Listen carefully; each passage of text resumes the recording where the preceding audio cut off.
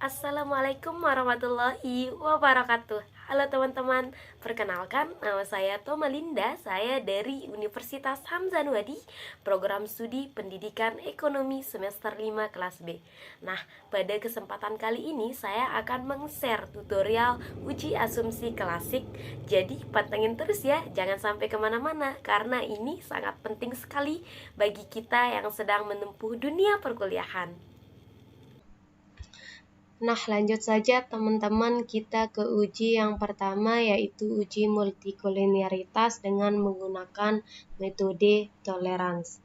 Nah, di sini saya sudah menyiapkan data yang akan diuji, yaitu sebanyak 100 sampel. Kita pastikan terlebih dahulu data yang akan diuji sudah pas begitu. Pas ya, 100 sampel. Terus dengan judul pengaruh citra merek dan kualitas produk terhadap keputusan pembelian sepatu merek Vans.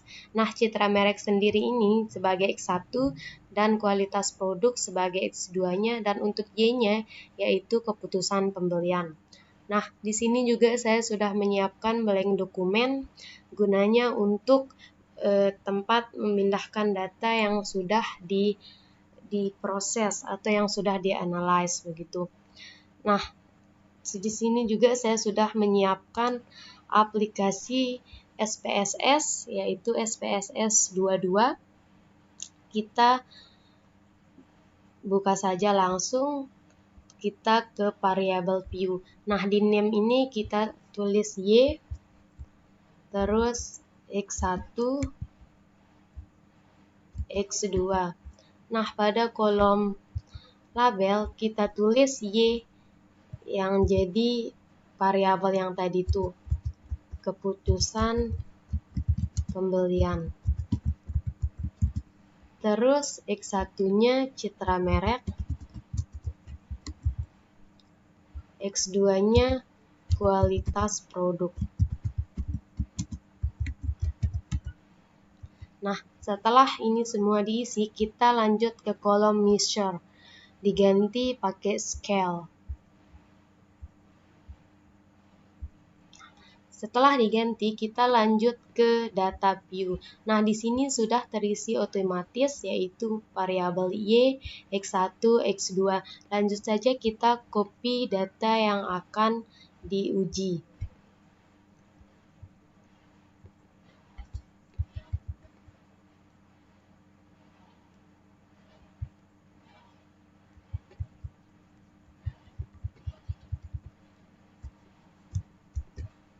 Copy tinggal dipaste ke SPSS-nya. Nah, jika sudah terpaste, kita langsung pastikan datanya pas lagi ya, tidak ada yang kurang. Pas ya, 100 sampel. Nah, selanjutnya kita lanjut ke kolom analyze, terus pilih regression, nanti muncul linear kan.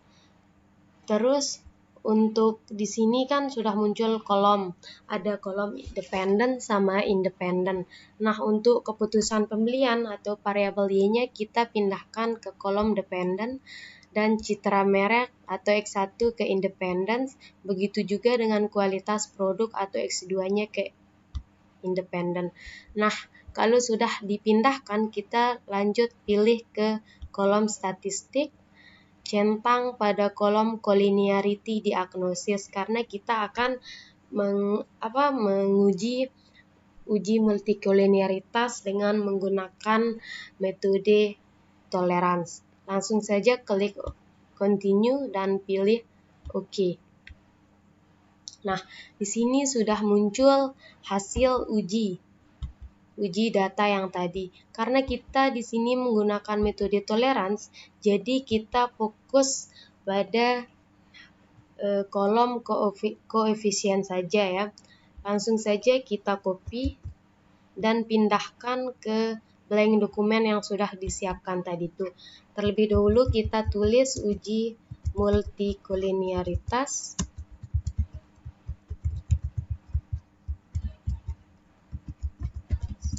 menggunakan metode tolerans. Langsung saja di paste.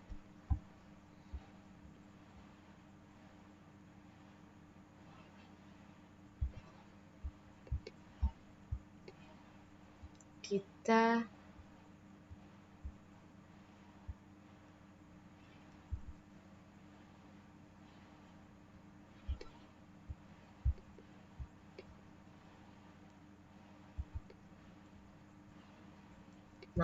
sudah ya. Terus di sini kan kita menggunakan metode tolerans. Jadi kita fokus saja pada kolom collinearity statistik pada toleransnya. Nah, di sini kita sudah menemukan hasil ujinya, yaitu X1 sama dengan 0, yang ini ya, 597.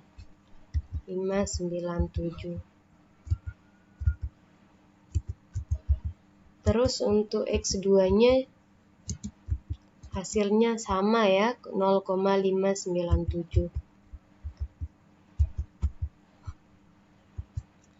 Nah, karena di metode toleransi ini syarat yang harus digunakan yaitu akan tidak terjadi masalah multikolinearitas apabila angka yang dihasilkan melebihi 0,10.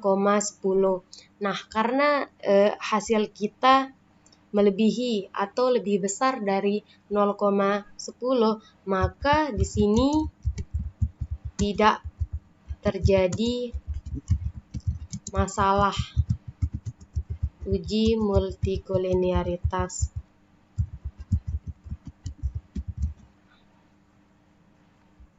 Begitu ya kesimpulannya, kalau dia kurang dari 0,10 berarti itu tandanya terjadi masalah pada data yang kita uji. Terus kesimpulan data yang saya uji ini tidak terjadi masalah uji multikolinearitas. Nah, kita lanjut ke uji yang kedua, yaitu uji autokorelasi menggunakan uji Rantes. Nah, langsung saja kita ke aplikasi SPSS-nya. Nah, di sini saya sudah menyiapkan data yang akan diuji. Datanya sama ya kayak tadi uji multikolinearitas. Langsung saja kita pilih Analyze, terus Regression Linear. Langsung saja sama kayak yang tadi, kita masukkan variabel Y-nya ke kolom dependent, terus yang X1 ke independent, begitu juga dengan X2-nya. Setelah semuanya dimasukkan, kita pilih kolom Save, terus centang pada kolom Unstandardized, yang ini, lalu pilih Continue, lalu tekan OK. Nah, akan muncul hasil, kita abaikan saja terlebih dahulu. Kemudian kita di sini akan muncul atau bertambah kolom, yaitu kolom residual 1. Terus kita langsung saja ke pilih menu Analyze lagi. Terus kita pilih kolom non-parametric test.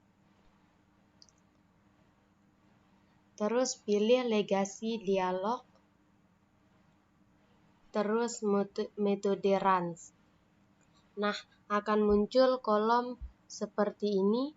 Lalu kemudian masukkan kolom variabel Y-nya ke test variabel list. Maksudnya yang ini yang unstandardized residual satunya pindahkan ke kolom test variable list, lalu pilih OK.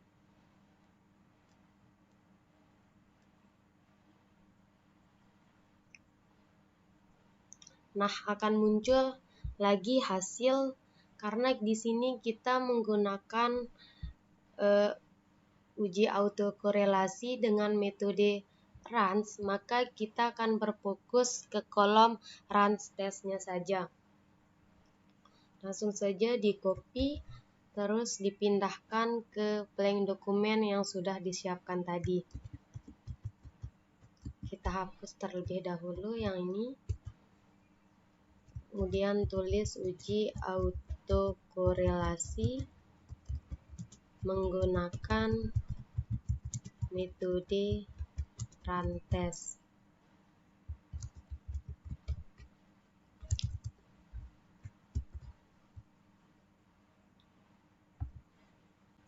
Nah, langsung saja kita lihat pada asim-sig2 tiletnya. Di sini angkanya menunjukkan 0,685. Karena angkanya lebih besar dari 0,05, lebih besar dari 0,05, maka tidak terjadi gejala autokorelasi. Nah, begitupun sebaliknya, jika angka atau hasilnya menunjukkan lebih kecil dari 0,05, maka itu terdapat masalah atau gejala autokorelasi. Nah, pada tes kali ini menunjukkan angkanya lebih besar, maka kita simpulkan tidak terjadi gejala atau masalah autokorelasi.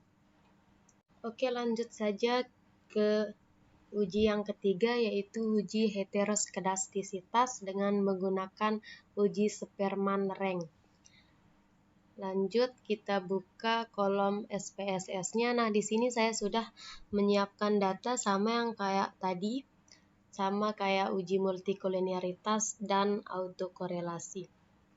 Langsung saja kita atau kalian kalau belum memasukkan data ke SPSS, langsung dimasukkan data yang sudah disiapkan. Kemudian klik Analyze, Regression, terus Linear. Nah, di sini akan muncul kolom dependent dan independent. Langsung saja variabel Y-nya dimasukkan ke dependent, dan untuk X1 dan X2 dimasukkan ke independent.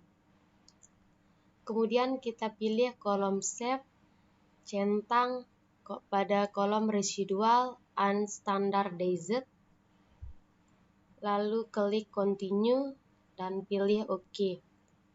Nah, hasil yang muncul ini kita abaikan terlebih dahulu. Nah, di sini pada kolomnya akan muncul kolom tambahan, yaitu kolom residual 1.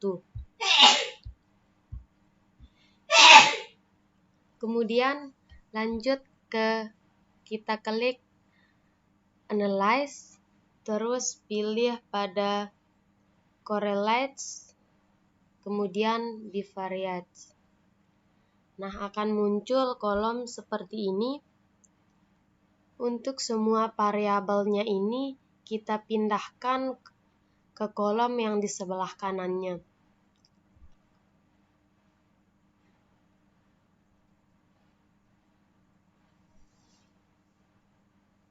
Kemudian centang pada kolom Spearman,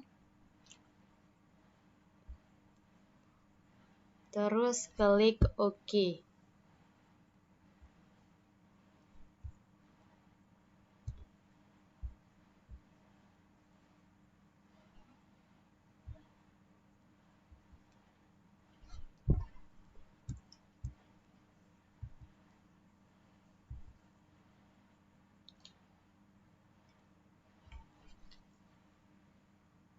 Kemudian karena di sini kita menggunakan metode Spearman-Rank, maka kita berfokus pada kolom correlation-nya saja. Langsung saja kita copy, pindahkan ke blank dokumen yang sudah disiapkan. Kita tulis uji heteroskedastisitas kedastisitas dengan menggunakan metode Spearman range. Langsung saja kita paste tadi kolom yang sudah di copy.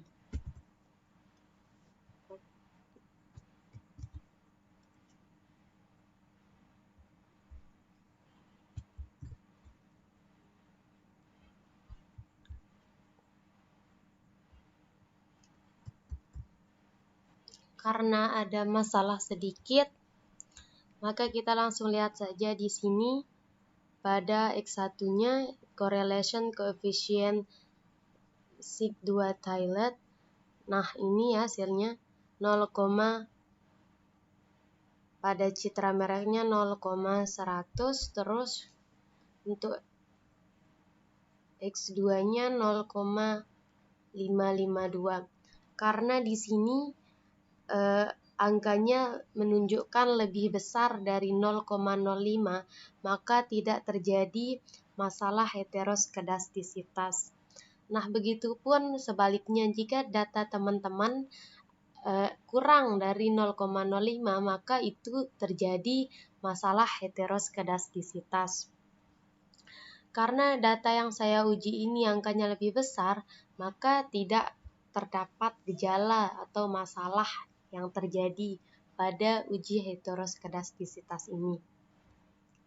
Nah, selanjutnya kita ke uji yang terakhir, yaitu uji normalitas.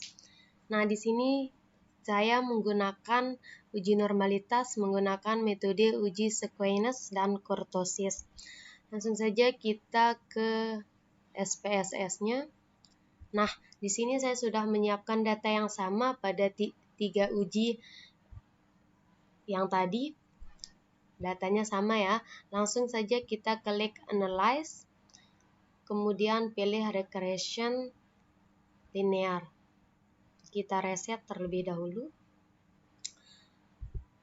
Kemudian masukkan variabel Y-nya ke dependent, X1 ke independen, dan X2-nya ke independen juga. Terus pilih pada menu shape, centang unstandardized pada residual menunya. Klik continue, lalu pilih OK. Nah, hasil yang muncul ini kita abaikan terlebih dahulu. Nah, di sini akan bertambah kolom 1, yaitu kolom residual 1. Selanjutnya kita klik lagi Analyze, kemudian pilih Descriptive Statistic, yang ini, kemudian Descriptive, kemudian letakkan unstandardized residual satunya ke kolom variabel atau kolom yang sebelah kanan. Kemudian kita lihat pada menu option, centang pada menu kurtosis dan Squamous. Yang ini ya, pada kolom distribution-nya. Kemudian klik continue, lalu klik OK. Nah, akan muncul hasil seperti ini. Karena di sini kita menggunakan metode Squamous dan kurtosis, jadi kita fokus saja pada kolom descriptive statistiknya.